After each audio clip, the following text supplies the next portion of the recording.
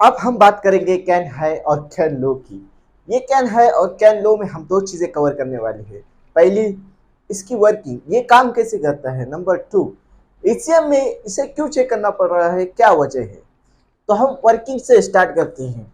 Working, vehicle में बहुत सारे मॉड्यूल लगे होते हैं। APS, ACM, TCM, SRS, ABS, ये जितने भी मॉड्यूल लगे होते हैं इससे आपस में बात करनी होती है, एक दूसरे से डाटा शेयर करना होता है। अब ये डाटा शेयर कैसे होगा, कैन हाई और कैन लो की वजह से एक दूसरे से डाटा ये शेयर करते हैं। ये डाटा जो शेयर होता है ये मिली सेकंड में डाटा शेयर होता है। एग्जाम्पल के तौर पे कौन सा डाटा शेयर होता है वो एग्जाम्पल के तौर पे मैं बता देता हूँ।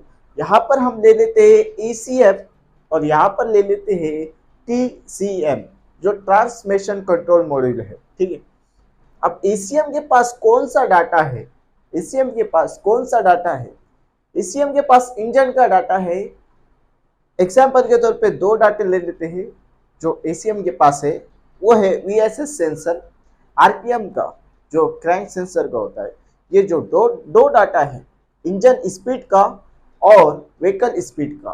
ठीक है, ये जो दो डाटा है वो एसीएम के पास है। अब ये जो टीसीएम को ये डाटा क्यों चाहिए, क्योंकि टीसीएम एक ट्रांसमिशन कंट्रोल मॉड्यूल है।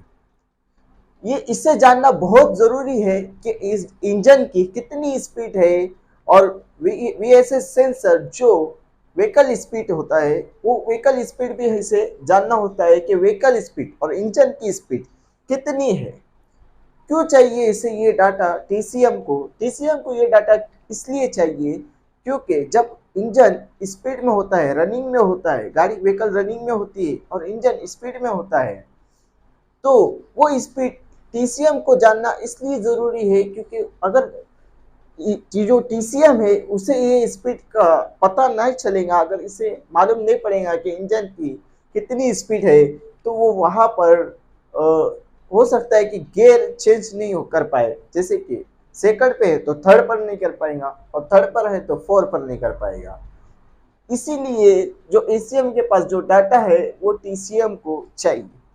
टीसीएम को वीएसएस और आरपीएम का डाटा चाहिए, जिसकी वजह से वो स्पीड जान सकता है और अपने जो कंट्रोल है गियर का वो उसे चेंज करता है। सेकंड पे तो थर्ड पे और थर्ड पे तो फोर पे। तो आई होप कि आपको समझ में आ गया होगा कि कैन हाई और कैन लो कौन सा डाटा शेयर करता है। ठीक है, जो डाटा इसमें फिट किया गया है कंपनी द्वारा वही डाटा ये शेयर करता है मिली सेकंड में, और बहुत सारे जो मॉड्यूल लगे होते हैं उसमें भी जो डाटा फिक्स किया गया है वही शेयर होता है मिली सेकंड में। अब हम जानेंगे कि इसकी क्या वजह है, ईसीएम में हमें चेक करना पड़ रहा है कैन हाई और कैन लो को।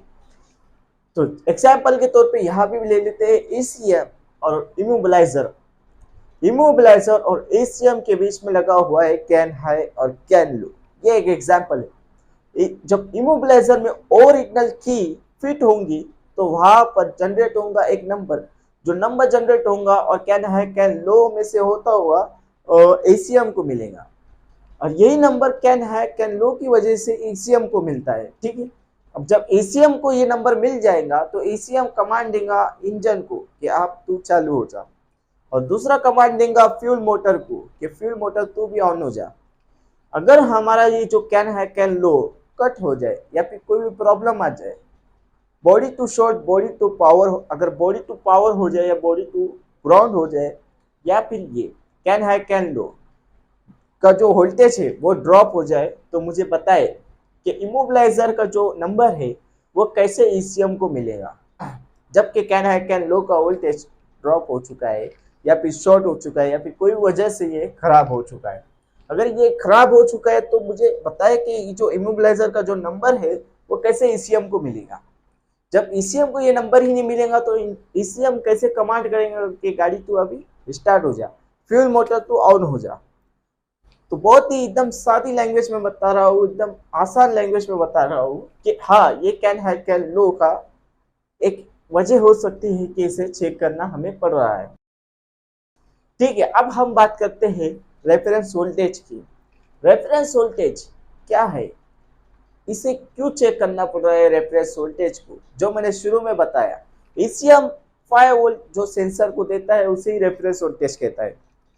उसी रेफरेंस वोल्टेज कहते हैं जो ACM 5 वोल्ट सेंसर को देता है। ठीक है, आप एग्जाम्पल के तौर पे यहाँ पर ले लेते हैं सबसे famous sensor crank sensor. Crank sensor यहाँ पर हम ले लेते हैं और हम रेफरेंस वोल्टेज को देखते हैं। रेफरेंस वोल्टेज जो ACM से आ रहा है क्रैंक सेंसर जो है 5 वोल्ट का, और नंबर 2 पे आता है आउटपुट जो क्रैंक सेंसर जो इंजन में एक्टिविटी होती है उसे बता रहा है आउटपुट में। और नंबर 3 पे ले लेते हैं बॉडी ग्राउंड जो कि आती है नेगेटिव। ठीक, अब हम इसे शॉर्ट कर लेते हैं। जैसे कि रेफरेंस वोल्टेज यहाँ पर 5 वोल्ट है, अब यहाँ पर हम इस सेंसर को शॉर्ट कर लेते हैं। बॉडी ग्राउंड और 5 वोल्ट जो रेफरेंस है इसे हम टच कर लेते हैं आपस में। तो यहाँ पर जो 5 वोल्ट रेफरेंस वोल्टेज आ रहा है वो 3.5 वोल्ट हो सकता है या फिर 2.5 वोल्ट हो सकता है। ऐसा समझ ले वोल्टेज कम हो सकते हैं। अब ये वोल्टेज क्यों कम हो रहे हैं? क्योंकि ACM में एक IC फिट होती है, वही IC से हर सेंसर को 5 वोल्ट मिलता है। अब जो IC से हर सेंसर को 5 वोल्ट मिल रहा है, तो यहाँ पर जो क्रैंक सेंसर में अगर ये शॉर्ट हो गया तो मुझे पता है जितने भी इंजन में सेंसर लगे हुए हैं उन्हें भी प्रॉपर 5 वोल्ट नहीं मिलेगा। उन्हें भी ये जो यहाँ पर वोल्ट आ रहा है 3.5 2.5 वोल्ट वो तमाम इंजन में लगे हुए सेंसर में आएगा। क्यों? क्योंकि ACM में जो IC लगी होती है वही IC से पूरे सेंसर्स को 5 वोल्ट मिलता है।